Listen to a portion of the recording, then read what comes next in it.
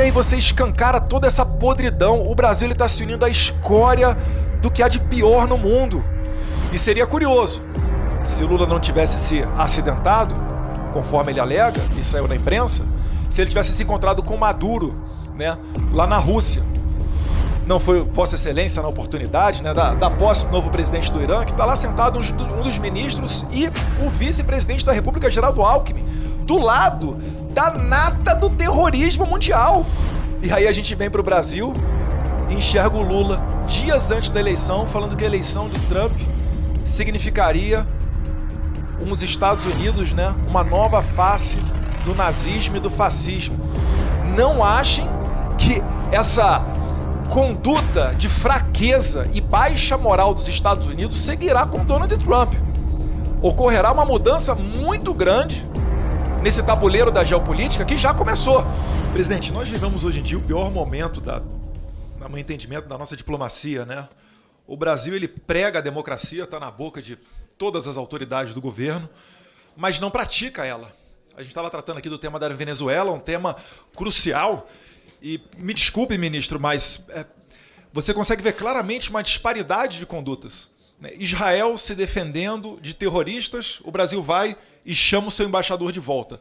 Da Venezuela, tenta ali reatar as relações diplomáticas como se tivesse ocorrido algo normal. Nós tivemos uma eleição roubada na cara de pau, debaixo da barba de todo mundo. Todo mundo viu aquilo dali. E seria curioso, se Lula não tivesse se acidentado, conforme ele alega, e saiu na imprensa, se ele tivesse se encontrado com Maduro, né, lá na Rússia. Eu queria queria ter a oportunidade de assistir esse diálogo entre os dois, porque o Maduro foi cobrar publicamente o Lula. Na verdade, foi um dos seus ministros, uma das suas autoridades, falando, olha, calma aí, o Brasil teve um problema, teve um conflito na eleição, alegaram, né, uma suspeição de fraude e foi resolvido através do TSE. Por que na Venezuela, o TSE da Venezuela não tem a legitimidade que tem o TSE brasileiro? E aí você escancara uma estratégia da esquerda onde fica difícil você não suspeitar de fraude. Como se as autoridades constituídas na Venezuela tivessem legitimidade suficiente para dizer não, nós somos imparciais e nós vamos aqui falar aqui quem foi o verdadeiro campeão. Nem sequer o Brasil exigiu as atas eleitorais da Venezuela. Nem sequer isso. O Lula apenas ficou fazendo um meio de campo, dizendo que teria que ter uma outra eleição. Aí a Venezuela falou, calma aí, Lula. O Maduro falou, no Brasil teve outra eleição quando teve um conflito? E aí você escancara toda essa podridão. O Brasil está se unindo à escória do que há de pior no mundo. Ministro, é inimaginável que o Itamaraty não tenha informações da presença do Hezbollah. Tarek al-Saim, troca de prisioneiros. O Alex Saab, que há um tempo atrás voltou da prisão dos Estados Unidos, teve troca por 10 presos americanos na Venezuela.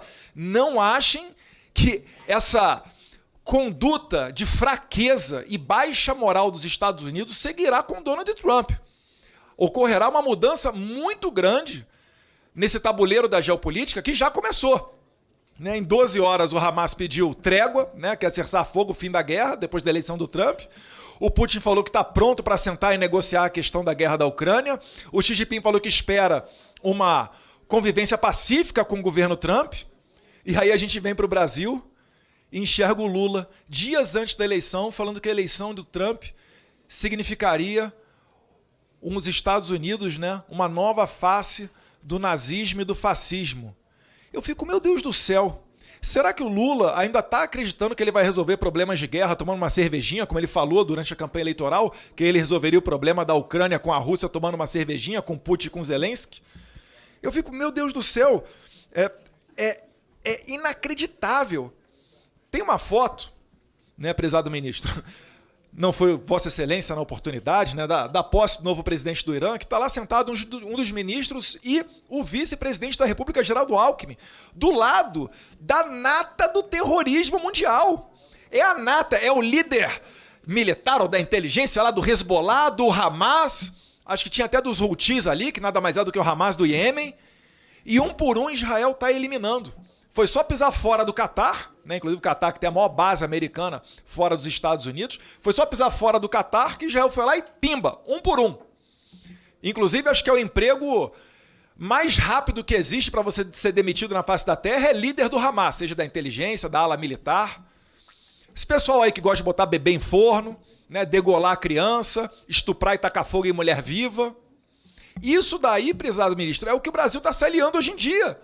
Será que não causa indignação no Itamaraty? Será que não causa revolta? Porque, prezado Hélio, dos brasileiros certamente causa. E eu vou dar um conselho a Geraldo Alckmin, que ele não retorne ao Irã, que depois da posse do Trump não entenderia como improvável os Estados Unidos permitir que Israel faça a eliminação dos sistemas dos ayatolás ali. Porque é a única maneira de você ter paz naquela região. Já foi tentado negociação, já foi tentado, né, vários métodos de não agressão, e o Irã continua com o seu programa nuclear, inclusive com a ajuda do Brasil. Se a gente retornar em 2013, né, o Mahmoud Ahmadinejad estava pegando aliança com o Hugo Chávez para tentar pegar a tecnologia da Argentina, então comandada pela Cristina Kirchner. Não foi à toa que a Argentina comprou papéis podres da Venezuela, alguns bilhões naquela oportunidade, se não me engano é 2013 ou 2012. E o Brasil achando que nada está acontecendo. Vossa Excelência falou aqui, ministro, perdão, o Lula falou, abre aspas, Maduro não é um problema do Brasil, mas dos venezuelanos, fecha aspas.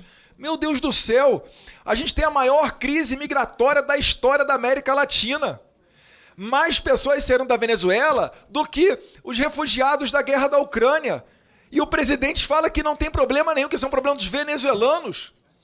Tenta passar pano, levar ele, trazer ele para o Brasil como se nada tivesse acontecido. Não, Maduro aqui, prezado Jefferson, ele tem que contar a narrativa dele, é só um problema de narrativa. Não, tem estatísticas de emagrecimento da população. Eu fui 2 vezes na fronteira do Brasil com a Venezuela. A primeira vez delas foi antes da Operação Acolhida, em 2018. Peguei o carro e ia parando, porque tinha uma peregrinação de venezuelanos que iam de Pacaraima até Boa Vista, andando 200 quilômetros em 3 dias, porque não tinham dinheiro para pagar um ônibus, que deveria custar ali na faixa de 30, 40 reais. E aí eu perguntava para eles por que eles estão saindo da Venezuela. Era comum, eu botei até no YouTube, eles falando, a partir do momento que a gente vê as crianças comendo cachorro e gato de rua, fala, olha, não tem mais o que se fazer aqui.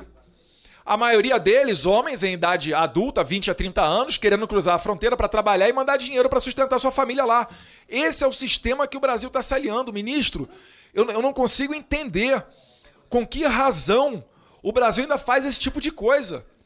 A eleição, Vossa Excelência falou do Guaidó. Guaidó foi, né, o que, segundo a Constituição venezuelana, permitia chegar naquele momento para ser presidente. Mas faltava o quê? Faltava a força.